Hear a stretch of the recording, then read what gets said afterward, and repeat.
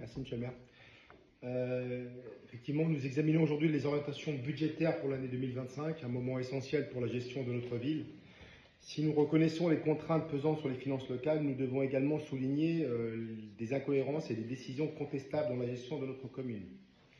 Le rapport d'orientation budgétaire a été construit sur l'hypothèse d'une absence de projet de loi de finances 2025.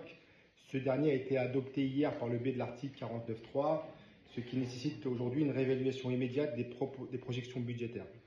La suppression du régime du fonds de compensation pour la TVA, la contribution au fonds de réserve des droits de mutation à titre onéreux modifie considérablement les équilibres financiers annoncés. Nous demandons donc une mise à jour du rapport avec ces nouvelles données pour une vision plus juste des finances de la ville. Nous devons également nous interroger sur la hausse spectaculaire des coûts des prestations de services, certaines ayant augmenté de plus de 200%, je cite la page 9. Donc cette inflation mérite des explications claires. Comment ces contrats ont-ils été négociés?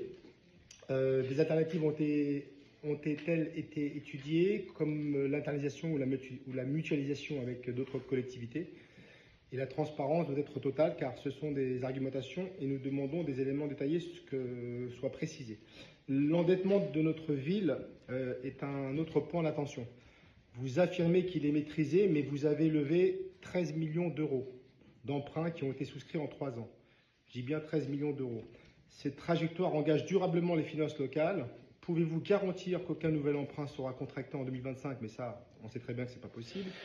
Cette question est donc essentielle pour la préservation des marges de manœuvre financières de notre commune. Je doute que ce soit effectivement possible. Enfin, nous rappelons que notre ancien maire, Hugues Portelli, nous avait laissé quand même une épargne de 19 millions d'euros. Oui, je sais que le mot Hugues Portelli vous dérange, mais je vous le cite quand même. Alors, vous suivez, personne ici ne pourrait se permettre de dire quoi que ce soit sur M. Portelli. Très bien. Et je vous interdis de colporter quoi que ce soit. Je ne colporte pas. Portelli J'entends des rires. Maire d'Hermont, nous avons tous été dans son équipe municipale et nous avons un grand respect pour ce monsieur. Merci. Quels que soient ses engagements politiques pour demain. Et d'ailleurs, nous sommes aussi tous porteurs de l'héritage et de la bonne gestion, puisque mon voisin de droite et moi-même avons été ses adjoints en finances. Poursuivez, monsieur. Merci de le préciser. Donc enfin, je rappelle effectivement que notre ancien maire, Hugues Portelli, nous avait laissé une épargne de 19 millions d'euros en 2020, constituant une réserve précieuse pour l'avenir de notre ville. Or, cette épargne aujourd'hui a totalement été consommée en 4 ans, sans que les habitants n'aient perçu d'amélioration significative des services publics ou de nouvelles infrastructures de taille. Nous demandons donc des explications sur l'utilisation de ces fonds et sur la stratégie budgétaire qui a conduit à leur épuisement en seulement quelques années. Donc effectivement, votre rôle en tant qu'élu de la majorité est d'assurer une gestion responsable en tant que bon père de famille. Nous demandons une mise à jour du rapport d'orientation en fonction des nouvelles données et également un engagement clair sur le recours à cet emprunt de 13 millions d'euros sur 3 ans depuis 2021, sur 4 ans, pardon.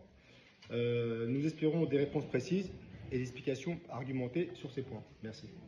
Merci, monsieur Guinache. Donc,